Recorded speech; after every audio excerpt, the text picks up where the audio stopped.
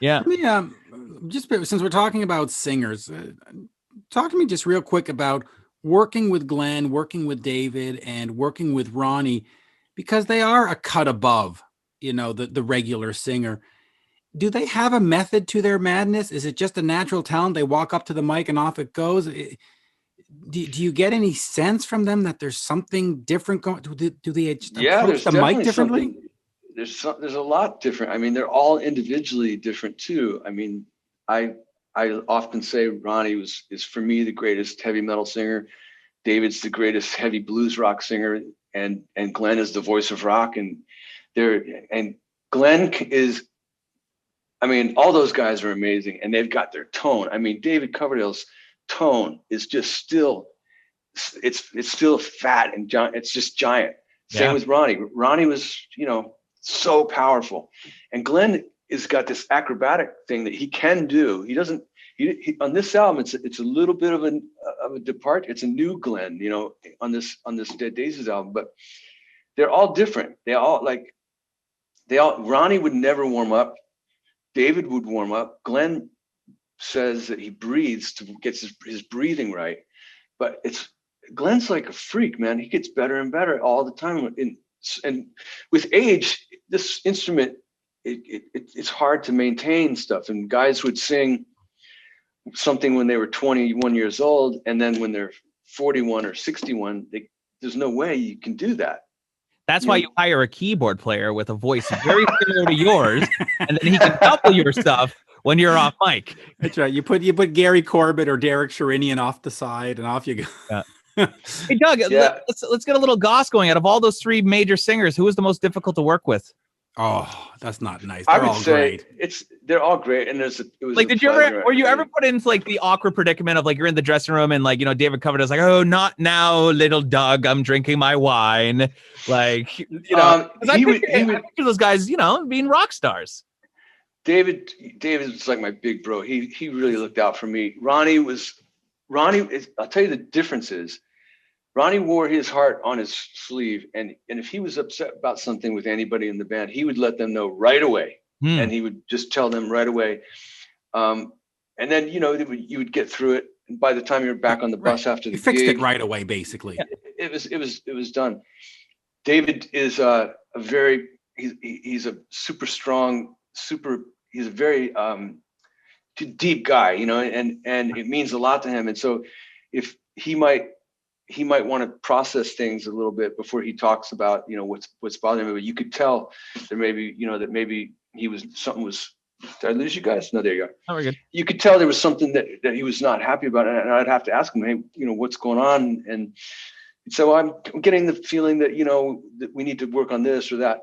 And but it was like, it was totally natural, and it was more constructive than it was like drama. Exactly. And with Glenn, he's a totally different personality. Glenn's a really spiritual guy. Oh, David is too. But Glenn is he kind of goes, I don't know where it comes from. I don't know what we're doing. It's just coming into me, and I'm going to pass it off to you guys. And Glenn's he's a super sweet guy, man. I got to say, he's a very tender heart, he's very deep. I love what he did on the album. He basically lyrically did a killer album that leaves a lot of interpretation for the listener, leaves gray area. Like, he's not telling you stand up and shout. He's telling you, maybe once you walk down this path and you take the boat out to sea, by the time you come back, you're going to be a changed man. He leaves this stuff open for you to think about. So anyway, they're all three different. They're all three brilliant. They're all three under the umbrella of Ritchie Blackmore, which is interesting that I've ended up with these guys. Yeah, it's true, actually. Yeah, and they're dear. They're all three. Obviously, rest in peace, Ronnie. But they're all still, they're dear friends of mine. Ronnie was till the very end. Ronnie and I got into it a few times. Where he was pissed at me, and there was two times in particular. One was when I had gone to Whitesnake to start. It was basically a 2-month tour we were going to do, and 2 months went on, and it kept going. And Ronnie got really upset with me because he wanted to do some dates with, I think it was Maiden. And I said, I got dates with David. And he was really upset with me. And it was maybe a year or so before we got back to be friends again. Oh, wow. And then, it was that bad. Yeah, he was pissed. He was like, Ronnie was like, it was because he put me out there, I mean, I understand he wanted me to come back and fulfill, but I mean, things, I felt like I was meant to be in Whitesnake. Even Reb Beach would say that too. He was meant to be in Whitesnake, and Reb's now the longest. Whitesnake. You were absolutely that was the band for you. I'll give you that. Well, I'll tell you what, Doug is my Whitesnake guitar player. Like when I was in high school, in like 2009, and like Forevermore and all that stuff was coming out, like that was my Whitesnake. Yeah. That's cool. I mean, that's interesting because for some people now, Joel Hoekstra is their Whitesnake. Joel is fantastic. Let's not. He's a monster, and yes. and Reb is too. Reb's the longest lasting member of all time with Whitesnake. So God bless that kid. Wow, I never thought of it. But yeah, even more than Tommy. Remember? Yeah. Yeah. Because Tommy left a couple times. There was a time. Well, first of all, Good to Be Bad had Tishy. No, Tishy was on Forevermore. It was Chris Frazier. Oh yeah. Chris Frazier was on Good to Be Bad. Chris Frazier from Foreigner, and then Brian Tishy came in for a few years, and so Tommy had been in and out, but Reb has been there the entire time. And you remember the '87 Whitesnake was Ainsley Dunbar. Well, no, but I mean the touring band that was everybody knew. Mm-hmm. It was only around for a couple of years, right? Right. It was like '87 till '90, 3 years or something. Wow. And then Tommy was gone. Adrian stayed, and they did some other stuff. But then, for the most part, Reb is the Whitesnake guitar player. Yeah. Oh, he's the Iron Man. Anyway, who's had more band member changes through the years, Whitesnake or LA Guns?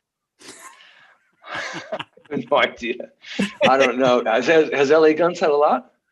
About 87 or 88. Yeah, they changed. For real? Yeah. In fact, I was interviewing Chris Holmes of Wasp earlier, and he was telling me about the 3 days that he spent with LA Guns as their guitarist. Oh, really? He was in LA Guns? Yeah, he was in LA Guns for.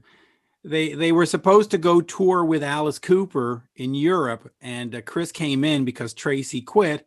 And then the Alice Cooper camp found out that it wasn't the original LA Guns, and they threw him off the tour. So Chris was basically there for like 3 days, and they played like Whiskey a Go Go. Got it. Yeah, Chris is a great guy, man. I've known Chris for years, and he's always been super cool.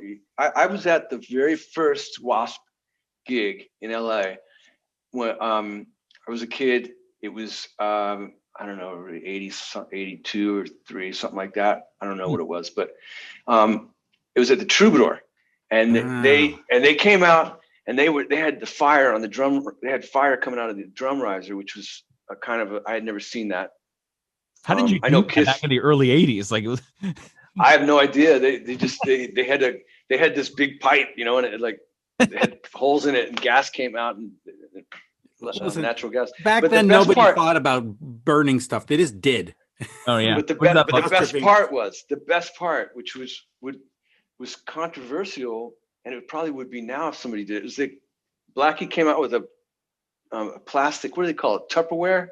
Mm-hmm. He came out with a Tupperware box, that little kind of plastic Tupperware box that had red meat in it, and he would chuck the meat at the audience, and it was like, whoa, getting hit by a T-bone steak, and that's where I was like, okay, that's a really great show. It's not necessarily, what I'm into, but I think I got to hand it to them. They're trying to, they're original. Yeah. Blackie was. Blackie has his pogo stick mic that he gets up on, and he moves around with his pogo stick. Listen, I wondered how he. I wonder how he did that. I actually played on one of their records. He at a point, I think when Chris left, he got me and Bob Kulick. We both did a couple solos on Headless Cross or something like that. I think it's called. Oh, yeah, I see. Cool. Yeah, but listen, Blackie knows how to put on a show. Yeah, man. He still does. I saw him when I was in Whitesnake. We played a festival with them, and it was pretty cool. I was on the side of the stage, so I didn't get to enjoy it the proper way, but he was still doing it, Blackie, you know? Yeah, good man.